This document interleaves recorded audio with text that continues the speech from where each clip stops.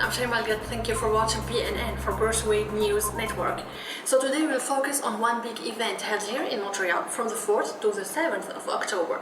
I'm talking about the ICUWB conference in its 15th edition. ICUWB stands for the International Conference on Ubiquitous Wireless Broadband.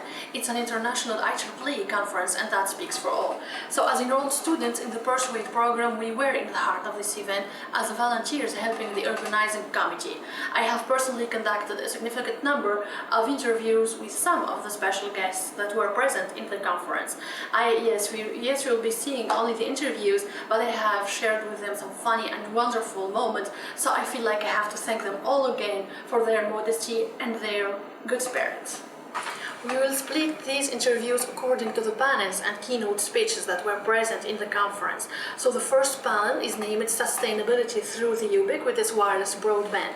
It was conducted by Professor Jafar El-Mrigani, Mr. Gordon Feller, the director at Cisco Silicon Valley, Mr. Magnus Olsson, senior research at Ericsson, Sweden. The moderator of this panel is Professor Charles Depin. We got lucky to have Professor Charles in an interview. Check this out.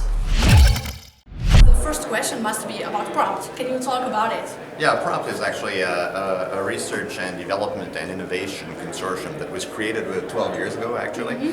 And its mission is really to increase the competitiveness of the information and communications technology industry by building partnerships between industry and academia. So really bringing these two worlds together, and ultimately bringing not only these two worlds together, but also bringing ICT to the vertical markets and bringing the ICT industry in touch with its application sectors as well.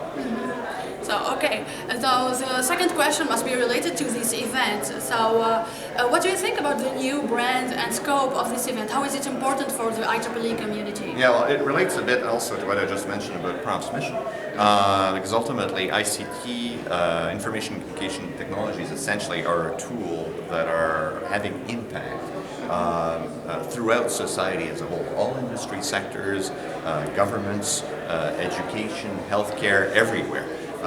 So in that sense, the rebranding of the event has brought the conference from a focus on basically a single radio technology that was ultra-wideband to now what we call ubiquitous wireless broadband. Yes. So ubiquitous means it's everywhere. So not only is it everywhere, we have to insert it everywhere, but then the industry sectors that use it, the people who use it, have to know how to use it. So in the event, we've had sessions that dealt with technology itself, but also we've had a lot of sessions dealing with the application and the uses of technology and the challenge to make the use of that technology ubiquitous. And as a technology community, it's really critical that we make that link because IEEE's mission is essentially to advance technology for humanity.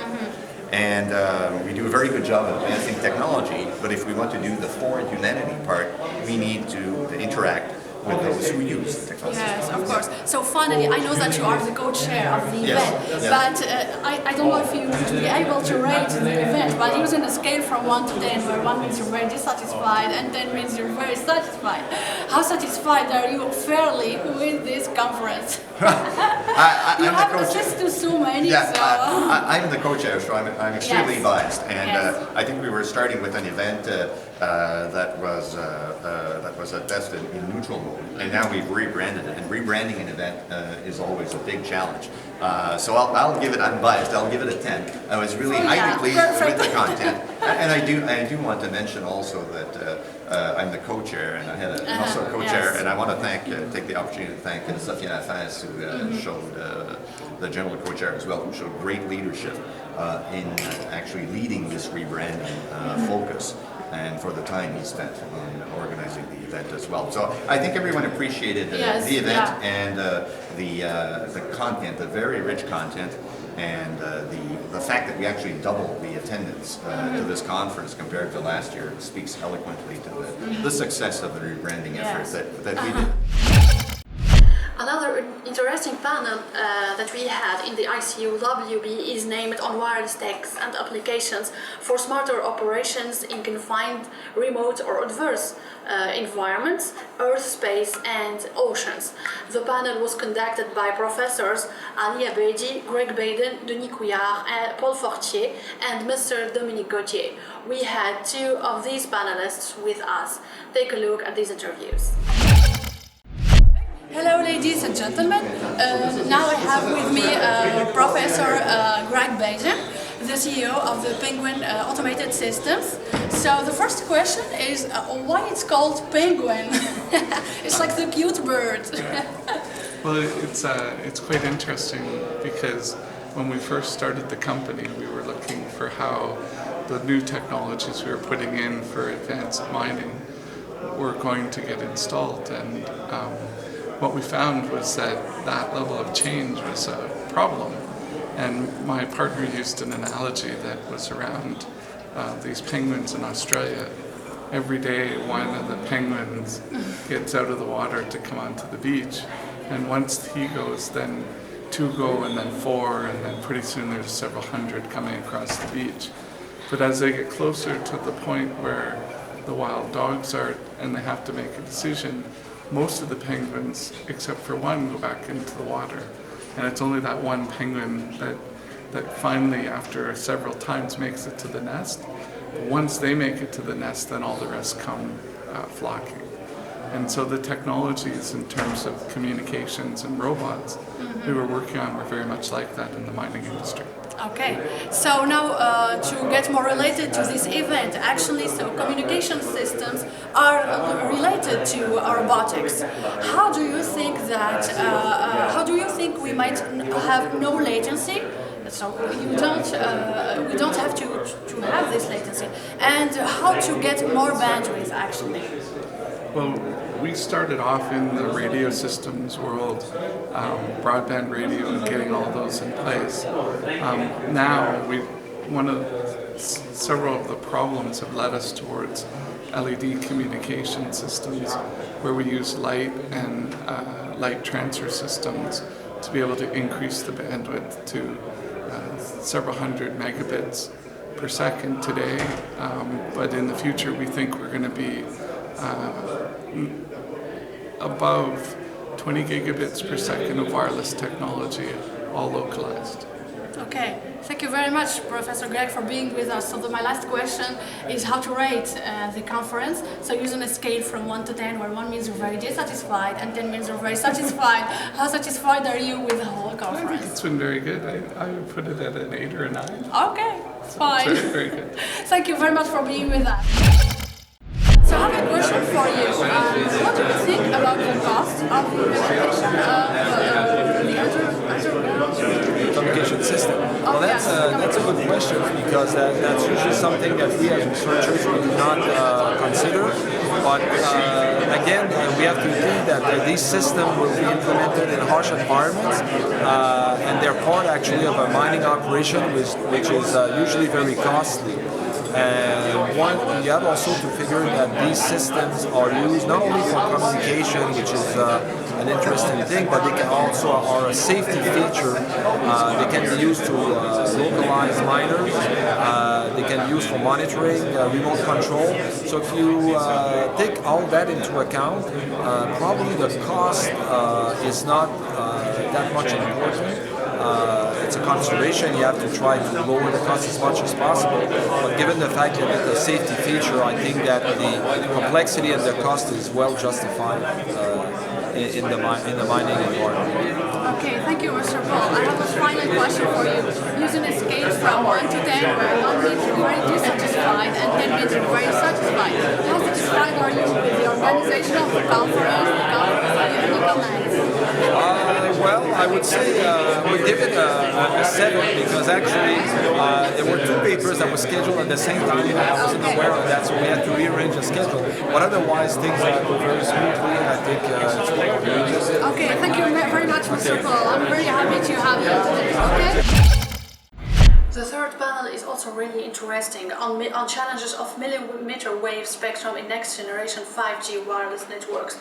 We got also two of the panelists with us, Professor Robert Heath from Austin, Texas University, and Professor Malcolm Robertson, 5G planning manager at Keysight Technologies for tests and measurements. Sound interesting? Check this out. Hello ladies and gentlemen, I can't believe myself, I'm standing with a legend actually. It's Professor Robert Heath. Thank you Professor for being with us and thank you for accepting our invitation.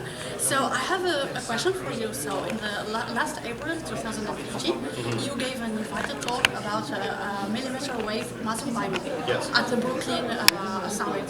That's it? Yes. Okay, can you give us a brief summary about that talk? Well, that's a great question. I've given about 20 talks since then, so it's hard to remember the exact content of that talk.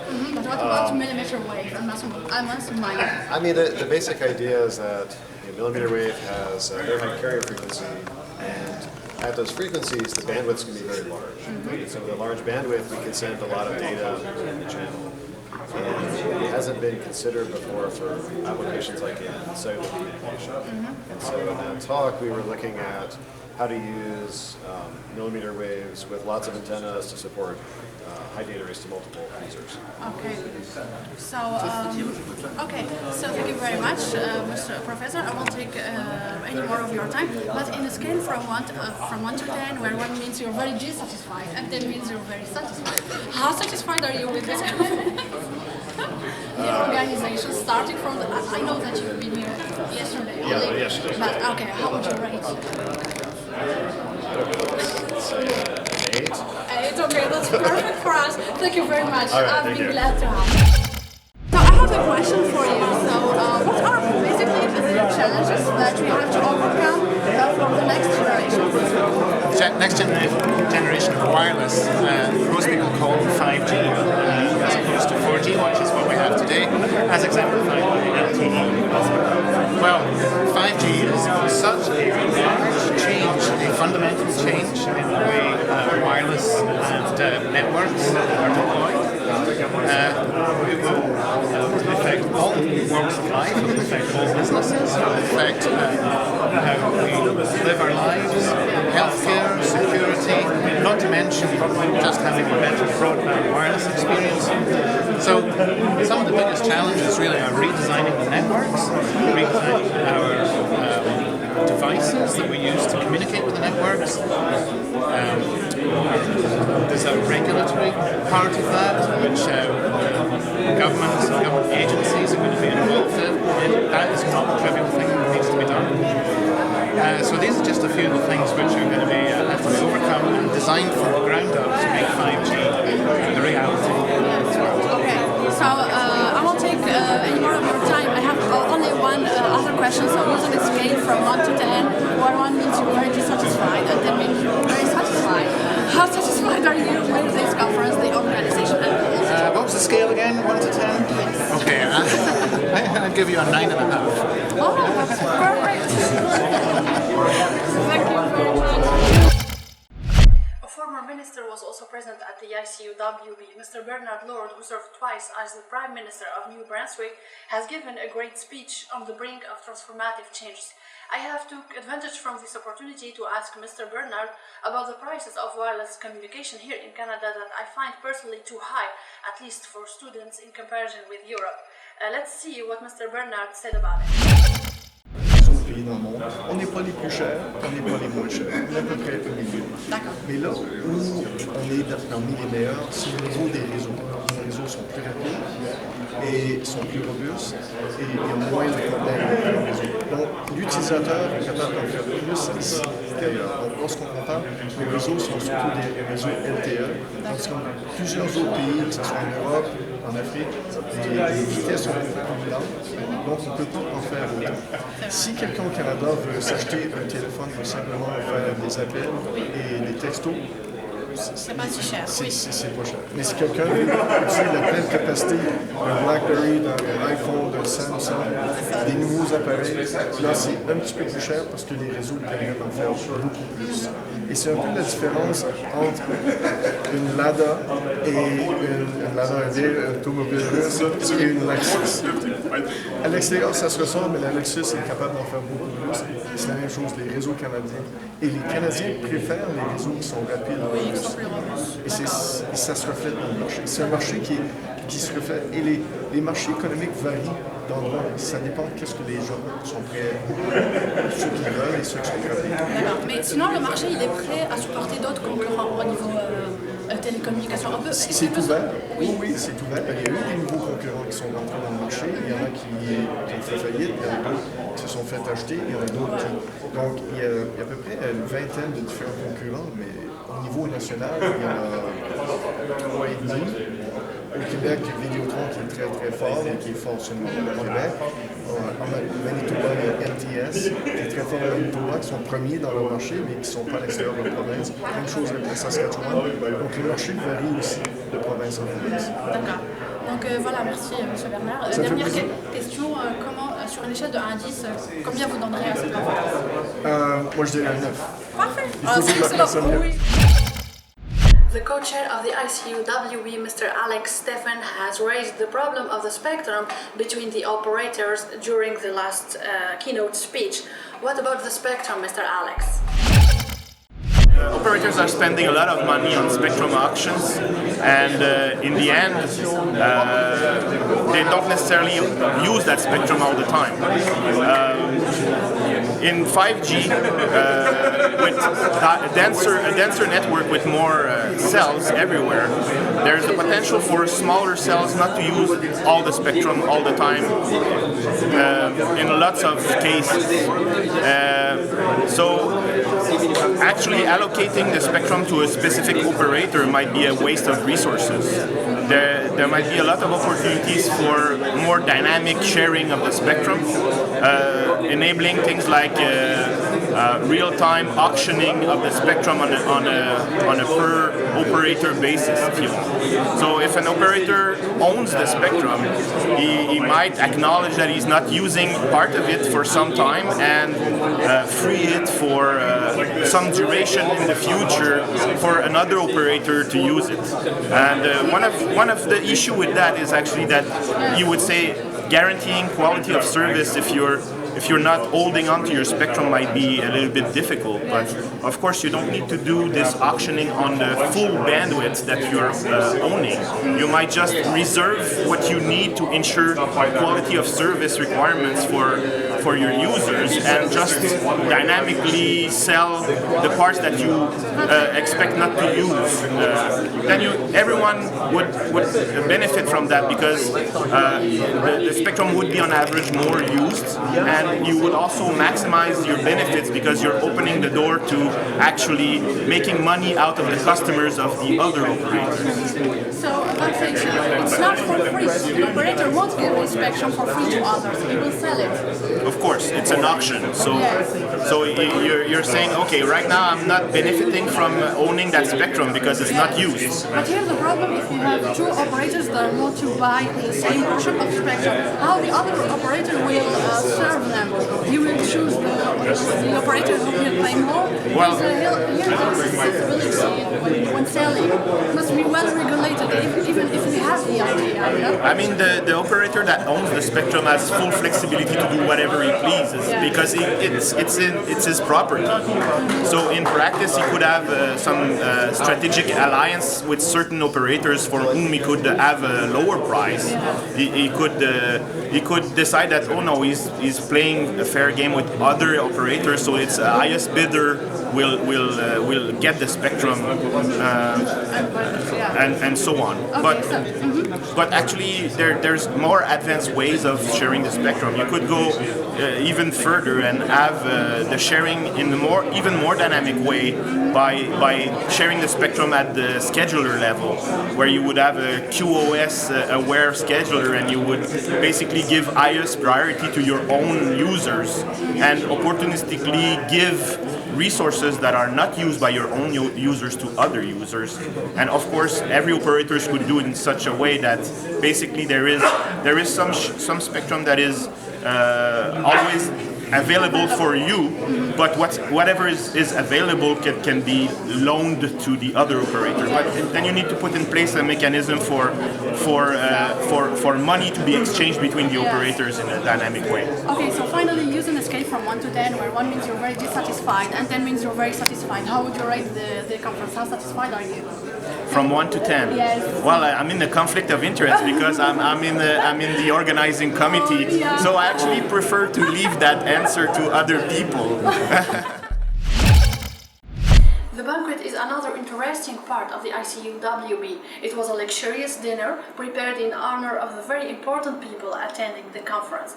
The General Chair, Professor Sofiane Hafez, as well as the 3 co-chairs of the conference have received each an award from the IEEE community to testify of the success of this event. The IEEE community was represented by Mr. Sparks, and Mr. Sparks, I have missed the opportunity to have an interview with you, but you won't get mad on me because we're good friends now, and I have been honored to have met someone like you. Let's remember some of the best moments of the banquet of the ICUWB.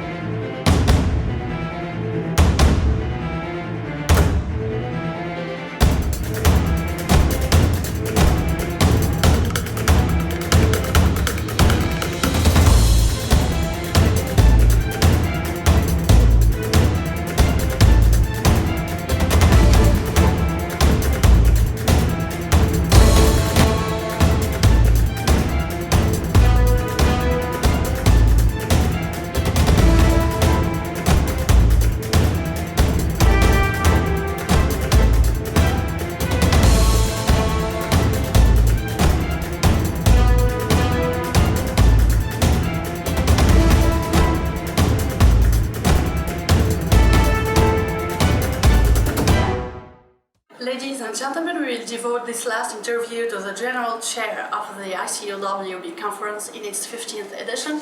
Professor Sofiane, thank you for being with us. Great job. We're very glad to have you, Professor, even though you're very tired. I do understand, but thank you for accepting our invitation.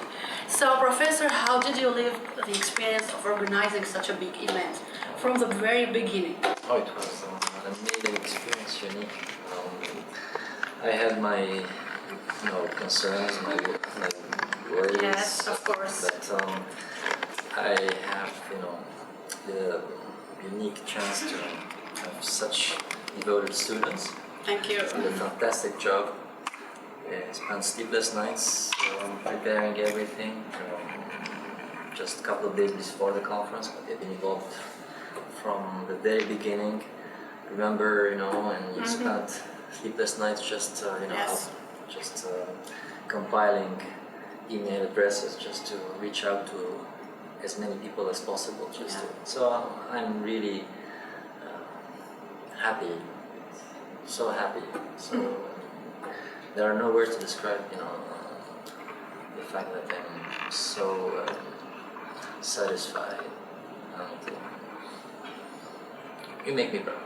Yes, we are proud of you too, Professor. So my next question is about the ICUWB. It's the 15th edition of the ICUWB, but it's the first edition for the International Ubiquitous Conference for Wireless Broadband. So how do you think this scope or brand is important for the IEEE community? I cannot be convinced more than I advocated the change in the scope and the branding. And I think it was a success, so I think everybody is now convinced that it's the right path to go. If I have to rely on Rick Sparks' comments on this conference, we set the threshold very, very high, maybe difficult to replicate. I don't think so. I think it takes the will of a couple of people, and they can do the same thing and even better, and that's what we wish, better successes to the upcoming editions. But I think that the case was made that it's the path to follow.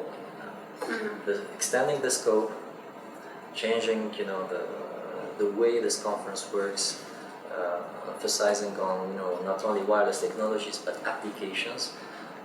Try to get people together from different streams, dealing with different aspects of life, economy, whatever, and you've seen the breadth and the variety of people put on the same panel, people doing social sciences, others doing arts, others doing engineering, and that's the thing we want to do in the future. And I think that not only profs or people from industry have to be convinced of that approach, but also students in the way they do their graduate studies, that they have to be more open-minded and to reach out to other disciplines, and that's the way to go, interdisciplinary. So this is, it's an event that has a unique format in my opinion, and that's what people like, beyond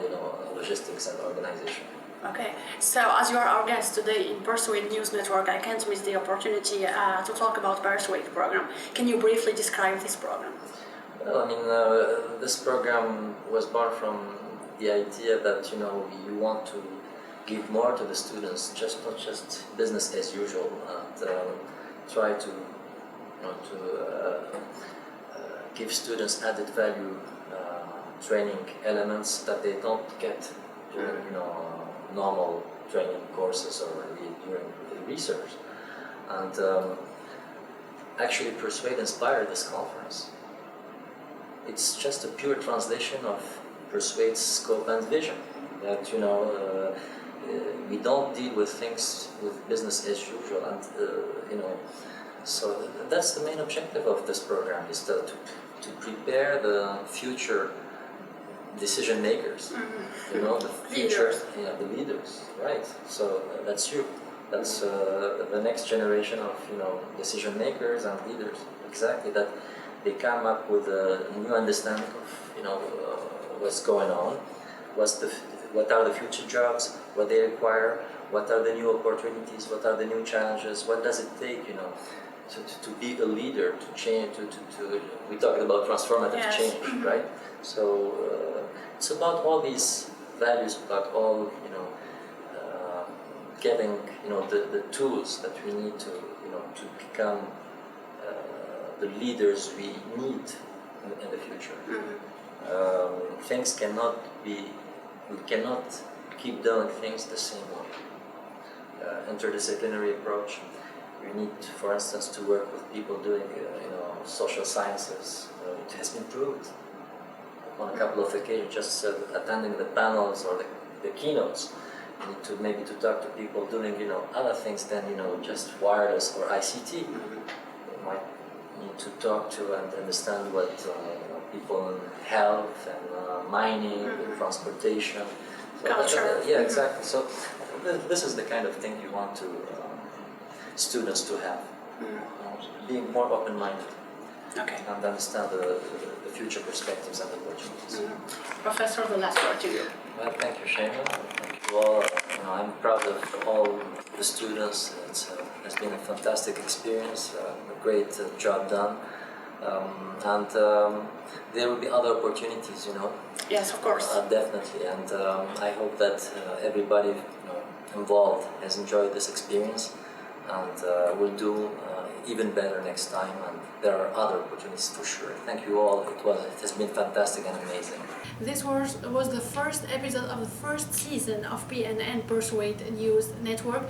I want to thank my two friends for preparing and organizing this video, Yassine Selmi and Boutaïn Ahmeded. I want also to thank every volunteer who helped, even with a simple smile, in the ICUWB. For any question or comment, please send us an email on pnn@gmail.com. We'll be soon having a Facebook page as well as a LinkedIn profile.